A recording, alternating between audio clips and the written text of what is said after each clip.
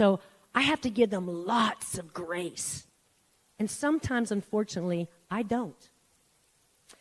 First, I want to just say that words of wisdom don't just come from married people. They come from pastors, co-workers, other singles, grandparents. You know, they come from all over. But I've just found that some counsel comes from a good place, but is not always biblically based, you know. Most of the time, it's very anecdotal wisdom, stuff that they've learned from their own life. And, you know, sometimes that might be good to offer, but I believe that whatever we need to offer needs to be grounded in the Word. You know, even the advice you give to each other needs to be grounded in the Word. So before you offer counsel to a single person, there's a couple things I want you to know. First of all, make sure that what you say lines up with the Word. Second of all, consider your audience. You know, is it an older single versus a younger single? Because what you would say to a 23-year-old single would be different from what you would say to a 50 or 60-year-old single.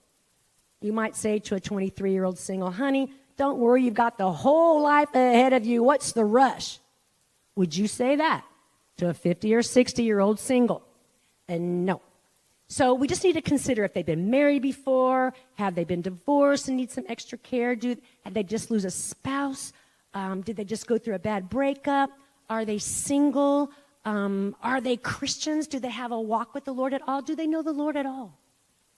These are the things you have to pay attention when you're getting ready to say something to single people.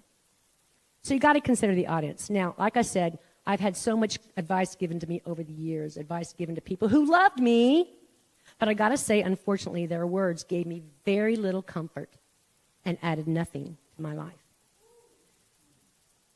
You don't want your words to be like that.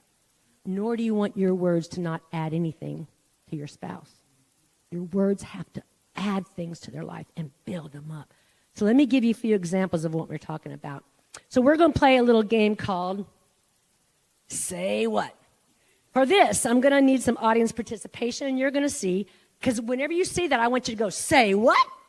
And we did this last year, but it was asked to be brought back, so we're going to do it. So we're going to practice this. When you see this, I want you to go, say what? Okay, are you ready?